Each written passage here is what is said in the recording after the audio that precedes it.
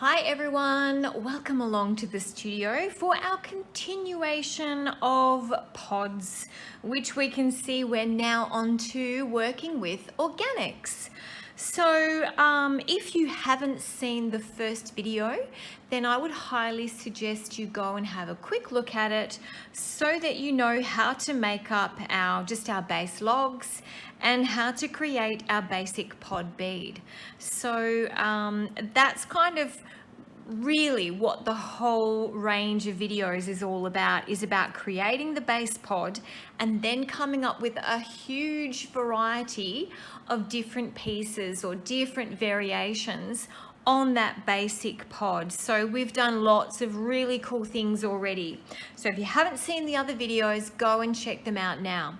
So today we are working on organics, something that's so close to my heart. I love organic, anything organic. Oh, so beautiful. Because the reason I love it, you don't have to be perfect.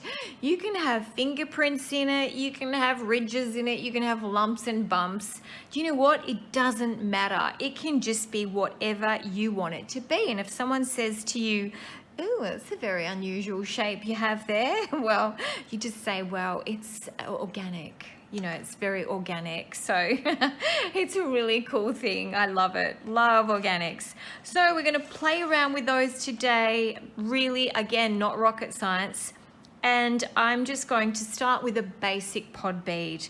And this is actually a fairly firm clay, but if you kind of can work with something a little bit on the softer side, then this is a really easy thing to do. Simply pop it in your hand and scrunch. You end up with a very cool bead just to start off with. Now you can of course change that shape. You know, you can do some elongations everywhere, do all sorts of different things. But I'm actually just going to start off with a bit of clay like this. So you're going to see the pod or the organicness made right from the beginning. Now also with these organic pods, who said they have to be long? They can be tiny, they can be squat, they can be pretty much whatever you want them to be. And I think that's the beauty of it. You know, it really is just up to your own imagination. So if we were starting with a basic pod, so that was our, you know, how, again, you need to have watched the first video to see that basic pod shape be born. So there's kind of one right now. Very organic. Put some, you know, fingernails in there. Have some fingerprints, all sorts of really cool things in there. So, okay, let's tweak this one up a bit. Let's perhaps elongate it a little. And if we're working organically, we can kind of create all sorts of different shapes in there. So again, you've got those fingerprints. Let's kind of get them out, but we can also put indents in the clay in various areas. So there's a really cool looking pod. If I put it down there, it might be easier to see.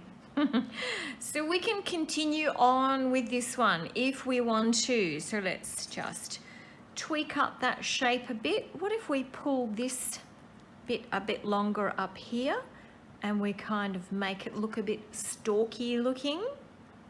Kind of looks like a bit of a chili or some type of vegetable. So yeah, let's just play around with that shape. So another very cool shape. I do like these ones. What if we say break that top bit off and we end up creating like a bit of a hollow in our pod up here. Oh, I have a bit of sand in my clay by the looks of things. Can't be good. All right, so what if we kind of create a bit of a pod looking shape like that? Very cool. It's really using your own imagination here. Let's get this little one and let's turn it into a spike bead, which is just like very simple like this, of course, just a spike, and you can have your thread hole coming through the top here, or we put a little curve in it and it's a tusk bead. I do love these ones as well. So look, honestly, I could literally go forever changing the shape, manipulating these, doing all sorts of different things to them.